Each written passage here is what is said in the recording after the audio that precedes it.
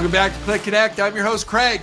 We have got an industry leader who hasn't been with us for a very long time, and we're going to welcome back Mr. Chris Green in just a moment. But first, I would like to thank our production partner, our good friends at Red Roof Franchising. If you're looking for an alternative brand, hey, they've got a soft brand. They've got an extended stay. They got a new prototype. Then, they've got their world-famous economy brands as well. Give Matt Hostetler a call. Let him know that producer Danny and I sent you. They'd love to hear from you. They've been with us from the beginning, and we're really thankful for that. And we're thankful for you, our audience. So with no further ado, one of the best people in hospitality. My life is a better place because Mr. Chris Green came into it. He is the president over at Remington Hotels. Hospitality. Also, he is an author. He's got a new book out, The River Guide to Leadership. And according to very fresh information today, he's the #1 best-selling leadership book on Amazon. So, Chris Green, welcome back to CLIC Connect. How are you? Greg, it's good to be here. Thanks for having me.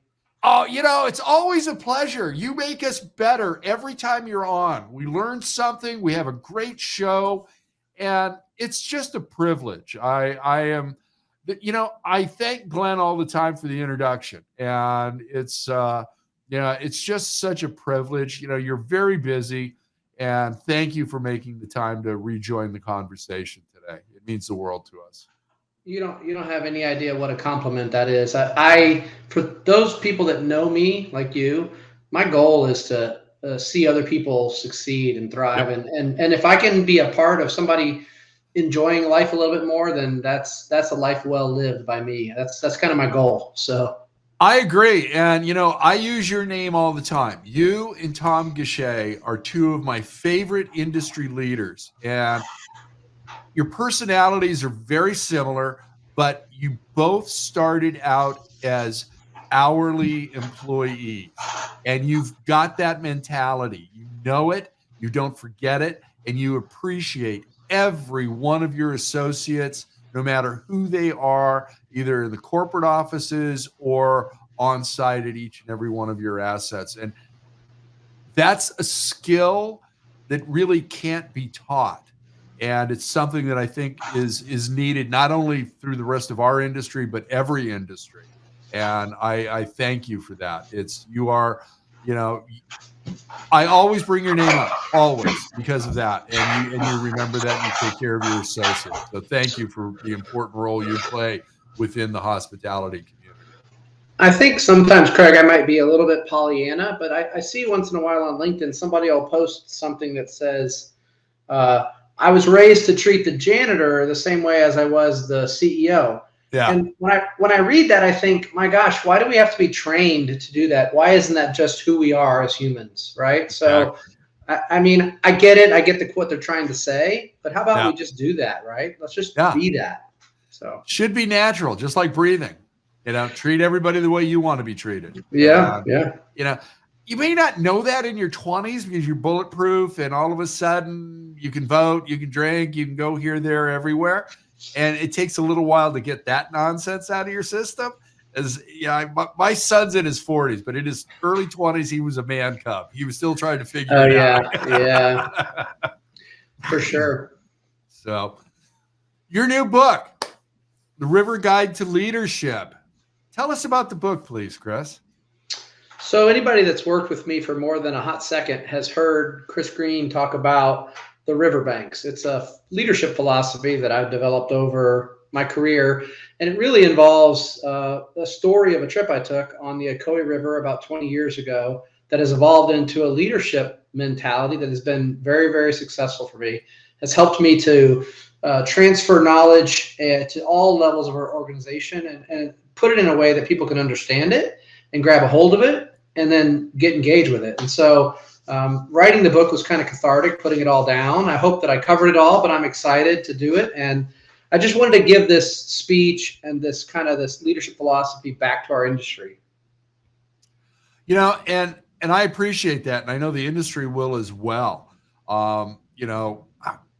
You're coming from a place within the hotel industry that experience, that mindset, that way you treat everybody equally is sorely needed. And I'm very proud of you for writing that. How long did it take to write your book? I worked on it on and off for about 3 years. Wow. So it was a Good. lot. Yeah. I mean, the joke was, when Sloan, our CEO, asked me, I said that was a lot of late night plane rides and weekends because I have a busy job and it's been a busy career. But it was really good to sit down and think about the things that mattered to me and how to portray them and how to share them. Because as a new leader, it's funny you said you're bulletproof in your 20s. I talk about that in the book. I talk about how wrong I was the way I was leading for maybe my first 10 years and the mistakes that I made, right? But I learned from them. And here we are today, right? So I try to help people kind of sidestep some of those landmines early on in their careers and get to the good stuff. Good. Because we all need help with that, day to day. And there's times, I really don't, I hate to say this, but every time we were in a down market, I always felt that was my opportunity to expand my clientele, my deals, my everything, because so many people go into a hibernation mode. They may cut back their real estate team because interest rates are too high, pricing's too high, inflation, any number of things. But I always figured it out that, hey, you know what? I can go to lenders and find out if they're stress testing their hotel portfolio and maybe buy a note and go. That'll be a way to buy the hotel, various other things. There's other things that you can do. And, and it tests one's mettle every time. And my whole thing was there's no reason to contract in a down market. You can find a way to grow. You can find a way. I took away, say, $150 from every one of my salespeople out of their expense account so that we could keep a live receptionist in our offices, because I'm one of those people that I love that person smiling on the other end of the phone when I call and not feel like I got to push 20 buttons to call American Express and talk to somebody. So, well, what you're talking about is what I like to talk leading with curiosity. It may not seem like curiosity, but it's a mindset where you don't accept the fact that, okay, this is what's so, and this is how I have to act because this is what's so. What you're doing is saying, if I could do anything I wanted, what would that be? If I could change the outcome, and I love that. That's how I work in the hotel business. I don't, just because I may have the least renovated hotel on the corner of Main and Chicago, that does not mean I can't win.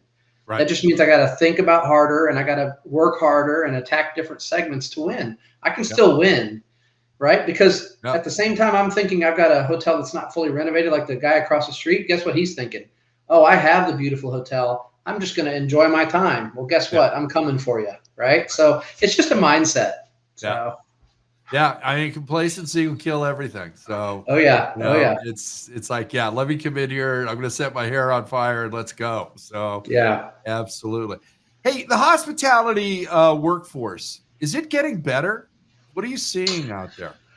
I think it is. There's still, you'll see a lot of articles out there and stuff coming out from AHLA, which I appreciate, Chip, and everybody over at AHLA, what they're doing. I love those guys and the team over there. But I do sense it's getting better. We're having less difficult time filling key roles. We're having applicants coming back out of college now that, if there was a period where we were seeing a real gap where there was just bad word, hospitality was a bad word and people were doing other things. But there's people out there like me that's in their blood, and they're in college or they're in hotel school, either in Houston or Cornell or wherever it may be, FAU, South Florida, all these schools that are doing great hotel hospitality programs. And people want to use what they're learning, so we're seeing energy around that, and I think it's great. I think even though we're underemployed compared to what we were in 19, I think we're nearly fully employed, in my opinion. I love that. That's good news. And just because they've always been a participant in my conference, I got to mention the Collins Hotel School at Cal Poly Pomona. They're another great one. But I think it is getting better, and I think people are realizing. I think there was a little problem with too many people watching that movie Wall Street, figuring, hey, we can go to Wall Street and make money. You can come into hospitality. You're the perfect example. you start out as an hourly person and now you're running a major hospitality company and you can make money. You can have a great career. You can have a fun career. You can have a productive career, and you don't have to go to Wall Street. So well, I mean, think excited to about hear it. that. Think about it, Craig. If you work really hard, which I think the time to get to a department head level now is cut way shorter than it was when I was back in the field. Yeah. Let's say you work hard and you become a director of sales or a director of rooms or a director of food and beverage at a Hilton hotel or a DoubleTree hotel. You're going to be that is good money. I mean, that is a good career. And then if you decide you want to become a GM, that's an outstanding career, right? Yeah. I mean, you're going to make good money. You're going to have an opportunity to travel. You're going to have travel benefits. You're going to have great. I mean, companies now, we weren't always the best. I mean, the management companies, we didn't always have the best benefits, but I can tell you this, we do now. Yeah. I mean, at Remington Hospitality, wellness of our people and making sure they thrive is priority number one, because ultimately, and we all always should have known this and treated this way, we're no good without them. It doesn't matter. So if we can't attract and keep great people, and that's honestly one of our goals this year, Sloan put it out there, is retention, making sure that not only are our people happy, but they stay with us. Yep. You have to. And I think that was one of the things that why I really liked that merger between Remington and Chesapeake was, from the outside looking in and not knowing Sloan, it just seemed like you guys and your companies were on the same page. And there wasn't a lot of let's get to know you. I think there was a lot of aha moments where you guys went, oh, yeah, we do that. Oh, we do that as well. And is that pretty accurate? It's dead on. I actually didn't know Sloan, but I'm a big student of the industry. Yeah. And when he took the role, I don't know, maybe it was 18, I think, when he took the role, I noticed a change in Remington's philosophy. And he really led out with people first. And he meant it. I saw him doing his road shows, traveling to 100 hotels and pictures with everybody. And he continues to do that today. And he means it. There's a difference if you're doing it for show and marketing. Exactly. I mean, and honestly, you can be found out pretty quick, right? Yeah. So, but as I got to know Sloan, we actually met, believe it or not, at lodging in August of 21. We met and we talked in the hallway there, off the main lobby, the room hallways. Yeah. And we just talked a little bit, and we got to realize that we had a lot of philosophy of the same. And so that's what really started the marriage, because we would have never taken Chesapeake's culture to some place that we didn't believe it would be honored. And that was one of Sloan's commitments. So love it. Love it. And that's the other thing about the lodging conference. I mean, I've done deals there for decades. It's just a magical time and place. Things happen there for a reason. So yeah, it's a great place. Hey, we're getting into spring and summer. Leisure travel is coming. What do you think? Are we going to see a lot more people doing the Great American Road Trip again, or flying out? Are we going to have a very profitable spring and summer in the United States for hospitality? I think it's going to be middle of the road. I think it's going to be good, but not great. And I'll tell you why. 22 was the stay home. 23 was to get back out and go overseas. 24 is going to be a blend. I personally am going to take a European vacation this year, when I did a whole bunch at home, of course, the past couple of years. And that's what we're seeing in the hotels. We are seeing inbound pickup from outside the U.S., which is great. But I think we're seeing a lot of outbound to the Caribbean. We're doing business in the Caribbean now, so we're able to understand how that travel flow is affecting business down south.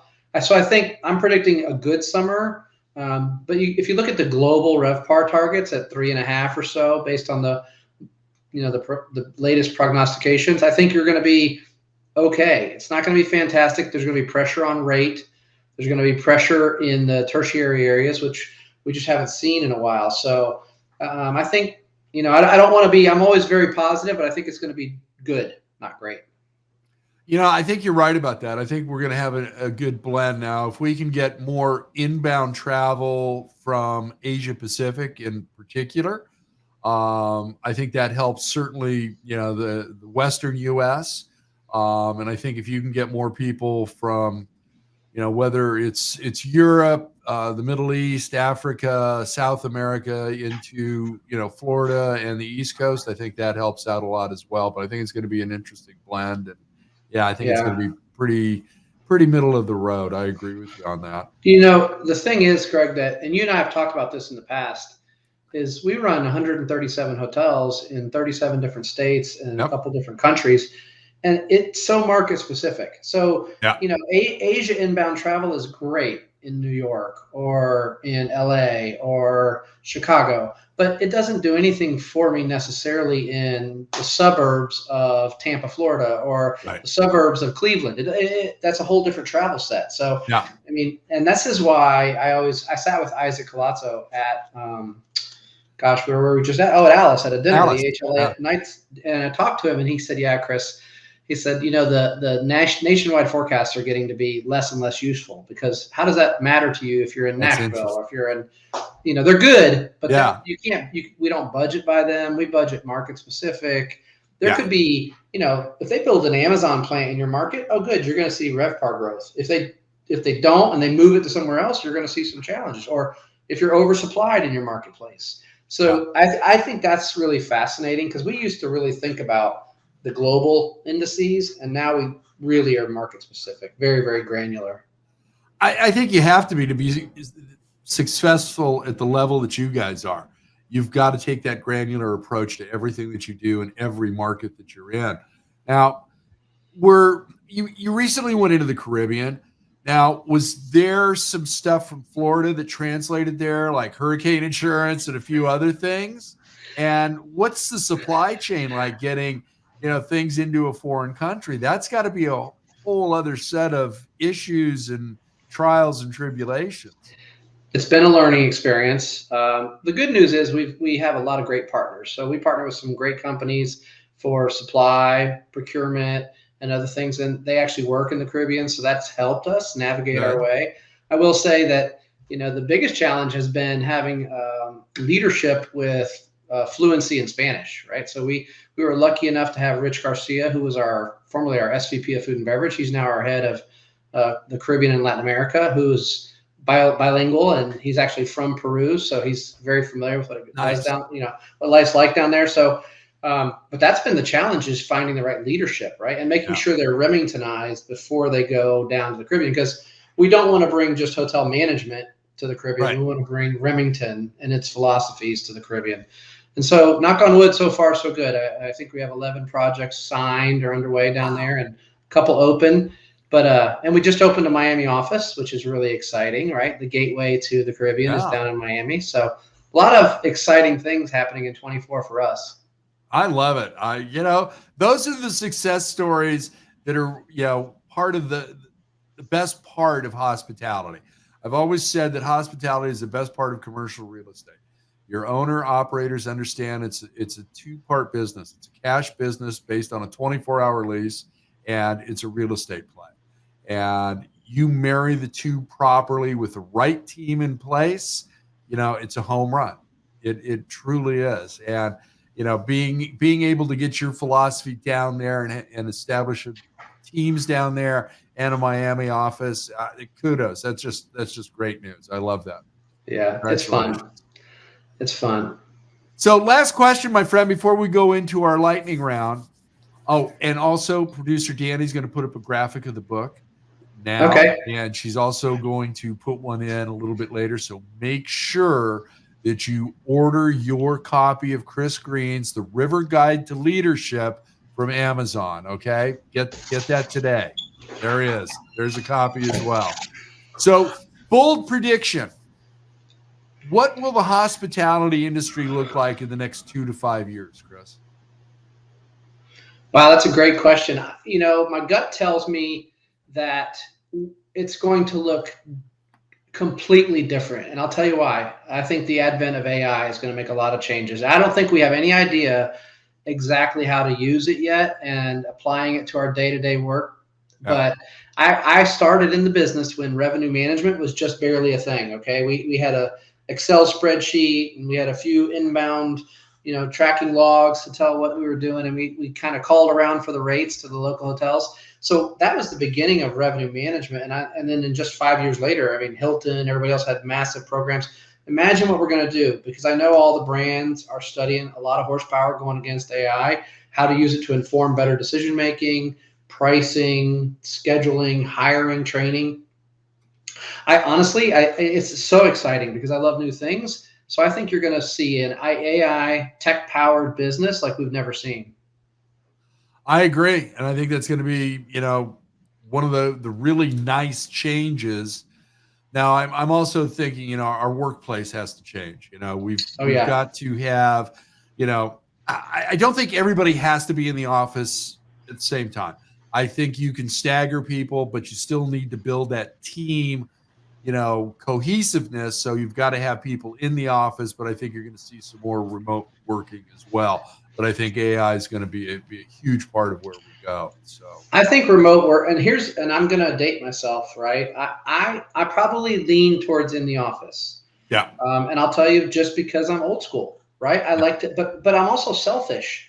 I love the team that I get to work with, and I just don't get the same. I love talking to you on video, but it's not the same as sitting with you and having a cocktail at lodging, right? And you just get different depth and context of conversation when you're in person.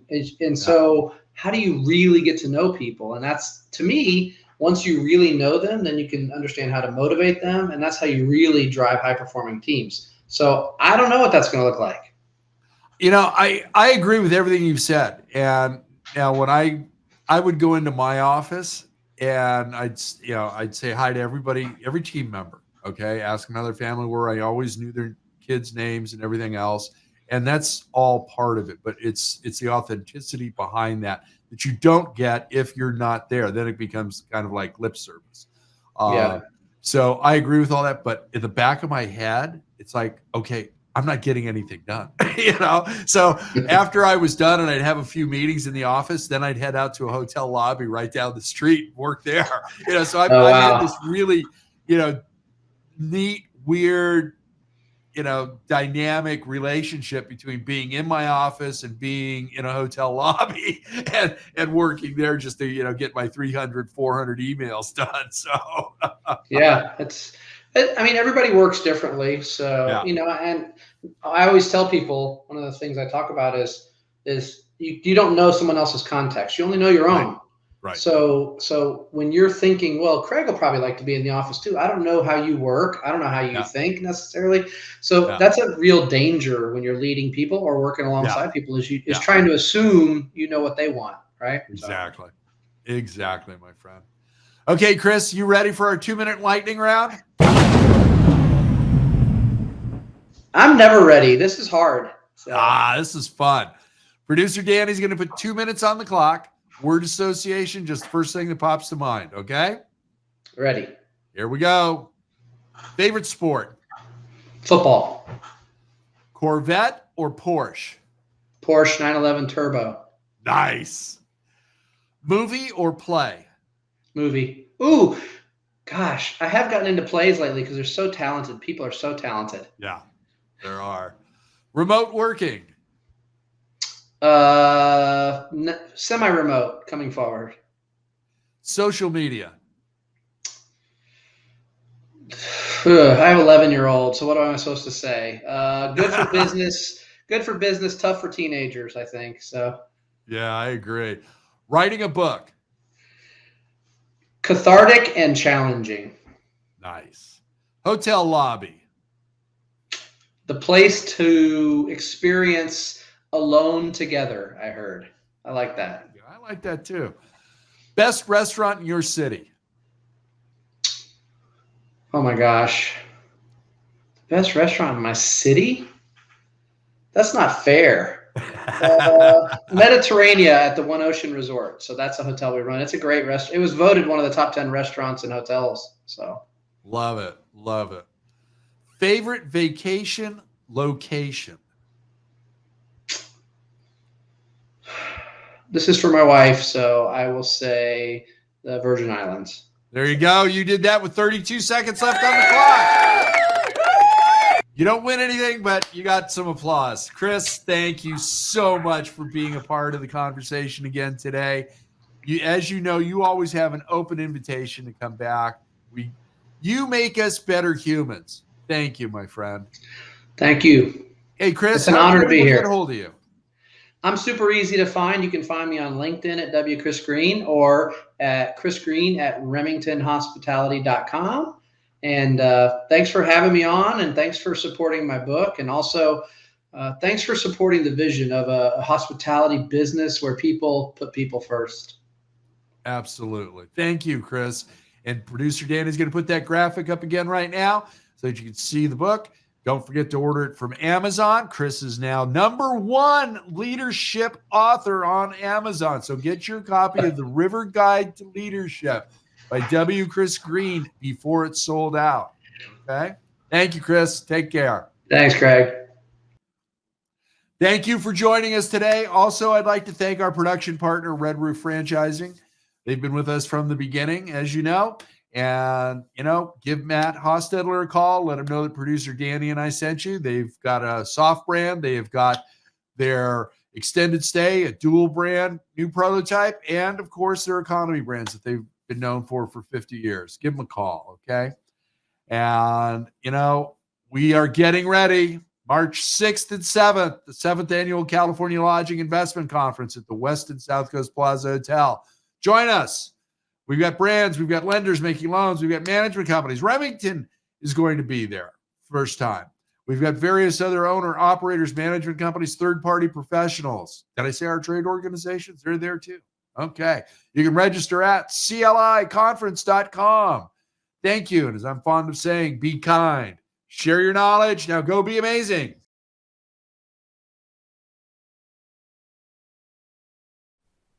Thank you for watching till the end of the show. If you'd like to be a guest on CLIC Connect or a production partner, please DM us on our YouTube channel at California Lodging Investment Conference. Thank you.